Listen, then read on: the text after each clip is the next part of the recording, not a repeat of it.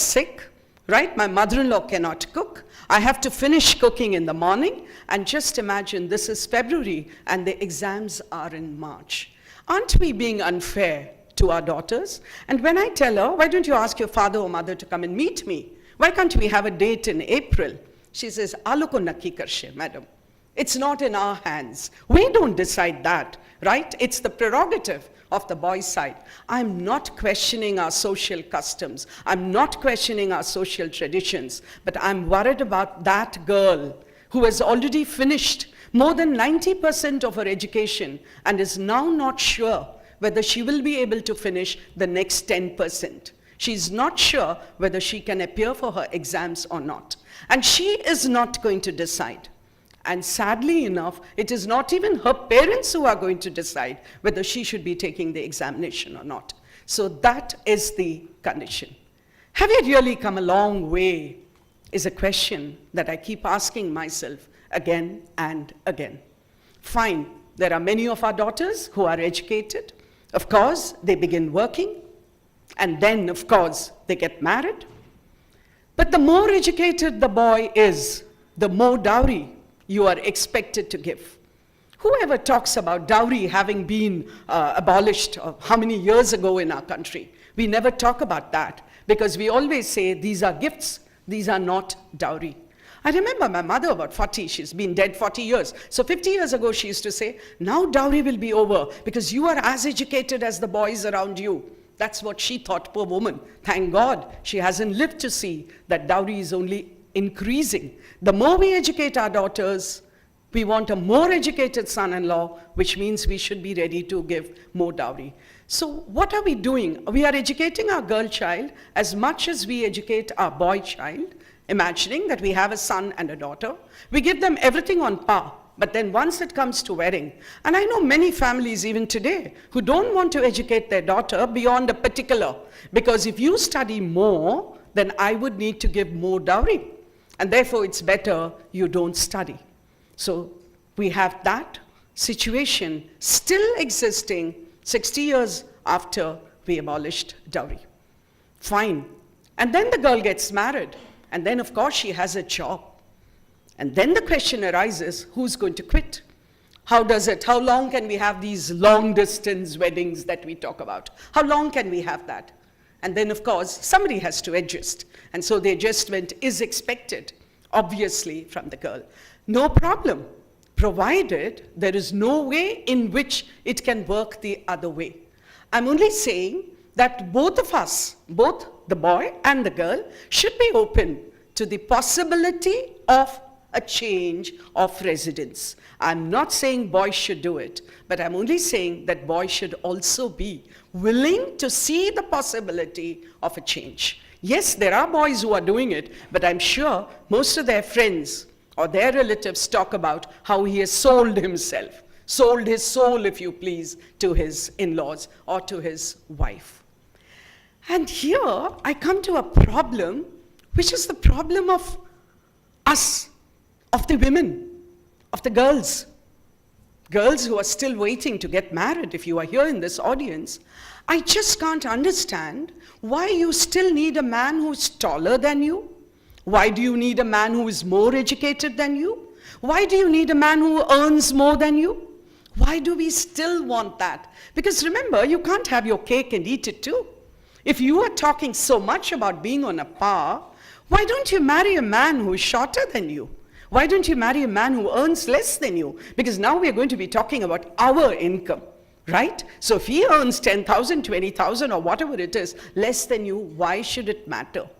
So then do we go back to this entire process of socialization, which has made us believe in toto, without ever questioning, who should be, not superior, right? Who should have the upper hand, if you please? Should I use that word? I'm not sure. But taller, more qualified, more income? I think girls, we need to ask ourselves, why is it that important? I'm worried. Is it because later he might point out, maybe that's a fear with which the girl has grown up, saying that you have to look up to your husband and therefore let him earn more than you do. I don't know, but this is something which troubles me tremendously when I think about it. Why is it that we are not ready to marry someone who doesn't? Okay. We've looked at the family. We've looked at the family. We've looked at the process of growing up. I want to move to the workplace. What happens at the workplace?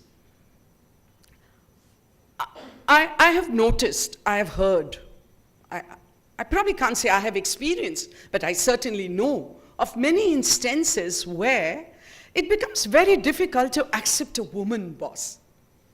And one of the reputed institutes in our own city, when they had an alumni meeting, one of the topics of discussion was, why weren't we taught in our course how to handle women bosses? I couldn't imagine that. A boss is a boss. What difference does it make whether it's a woman boss or a male boss? But the alumni came back to this reputed institute and said, please introduce something in the course which will teach us how to handle our women bosses. Why do you need to handle her? She will handle you, right? If I understand the right, the hierarchy of the boss and the subordinate or whoever. So that is a question that we need to ask. Why does it become difficult? And here I must say that it's not just the men who create problems for the women boss. I think most of you women here who have had women bosses would agree that you have created more problems for your women bosses than your male colleagues have done, right? So there's something about accepting the concept of a woman boss. Related and very closely related to that is the question of our safety at the workplace. I think that is a major issue. It is very sad because we do not know where to draw the line between being friendly and making advances. We always hear of instances where just to get back, just to have my revenge, and this is something that I have in my hand, being a woman. Right? So if my boss has been strict with me, I can use this weapon. But I'm sure it is still only in few cases. I'm sure you would agree that there are many more cases where this problem of safety at workplace, being comfortable at workplace, being able to say that I don't like this and so please don't do that. That ability, that strength, that confidence has to be developed in every girl, in every woman who once leaves her house and goes out into a workplace. I think that has to come from within. That cannot be given to you by anybody. If you are willing to be treated in a way in which you don't want to be treated or you don't like to be treated and you keep quiet, you have no one to blame but yourself. I know every time I make a point like that, you are immediately saying, but. I know there are buts, but unless we are able to overcome the buts, there's no way we can progress, and therefore we will have to look at ways of overcoming the buts. Having said that about the workplace, we will have to move out onto the streets. On a very lighter vein, I love to say, and I've said it so many times in class, is that can't we have a rule? No male can be on the streets after 9 p.m. Can we have a rule like that? Why not? Then I will be safe. We can all go out. I know it's not going to happen. It should not happen. But all that I'm saying is, how can we make our streets safer? Even our homes for that matter, how can it make it safer? And I think here we are constantly reading articles, probably, suggestions, advice, about what we are probably not telling our sons. I think what we are not telling our sons becomes very important here. How do I ensure, whether I have a daughter or not, how do I, as a mother of a son, ensure that the world is a safe place for the daughters of the world? And when I say daughters, they could be your sisters, right? They could be your friends, not just your daughters. I think somehow in the process of development, of growth, of social structure, of traditions. I don't know what it is. But we have decided that we should constantly tell our girls, tell our daughters what they should do. But we have never ever thought about.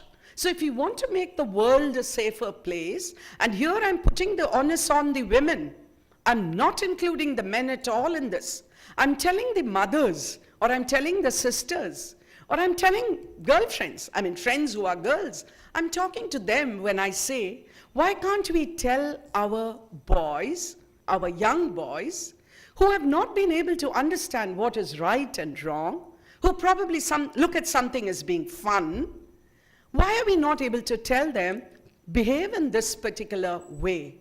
Why are we always willing to tell our daughters what they should do and never able to tell our sons? I think this is a question that we women have to ask ourselves. Why is it that we are not able to do that? What is it that stops us from telling our sons how they should behave? I think we need to look at that. And please remember, all that I'm saying here is what we should be doing. I'm not standing here talking as a feminist. I'm going to come to feminism later. I'm not standing here saying that all the fault lies with one half of the species to which I do not belong. I'm not doing that at all, and that's not my intention here. I'm talking about where we are, where we want to go, what are the ways we can adopt in order to go there. I hope that is coming across to you as I speak. The major issue for many women, I think, is a total ignorance of law. A total ignorance of law. What are my rights? Whether it is when it comes to property, when it comes to divorce, when it comes to inheritance, whatever it is. I think most of us are quite happy where we are in that comfortable cocoon, if you please. We are so comfortable there that we don't want to step outside and understand. I too fit into that category because I'm quite happy allowing my husband to look after my income tax, for example, right? There's no problem because it's in a way a division of labor, maybe, right? But I'm talking about situations where it is necessary for you to know. Then what happens? If you are deprived of your property rights, for example, right? Because your brother knows all the laws and you don't know any law. So this ignorance of law very often works against the woman. And who is responsible for that? Today, everything is available. You can get knowledge about everything. All that you need to do is to make the effort. So this ignorance of law, we're very happy in colleges, for example, we have introduced something to lead our girl students towards that. But that's at a very, very minuscule way, target that we are probably reaching. So we'll have to do much more on that scope. When it comes to a relationship in marriage, and this happened with one of my favorite nephews, and therefore I'm quoting that as an example. Young men who are looking for partners are very fond of saying, but I'll give her all the freedom she wants. Then I want to stop and ask, who are you to give her freedom? She's not been bonded. She's not a prisoner. She isn't under your control. She's not your slave. How dare you talk about giving her her freedom? You have to be careful that you don't take away her freedom, right? So this pride in giving freedom to your partner, I think is something, right? So girls, women, whatever age, whatever level, have to be careful that nobody can give us our freedom or nobody need to give us our freedom. Our freedom is ours. We are born free as the male counterpart is born. So I think this is another thing that we need to look at, that we need to understand, and that we need to ensure that it doesn't happen to us. We have to do that. I want to spend a couple of minutes talking about feminism. The word feminism probably became popular about 50 years ago. In the 1960s is when we woke up. Of course, there is writing, which is feminist writing even much before that. But we all woke up to this word feminism. And today, in most mixed company, that is where men and women are together in a drawing room or anywhere, or in a staff room, I think there can be no greater abuse or insult than being called a feminist from the male point of view.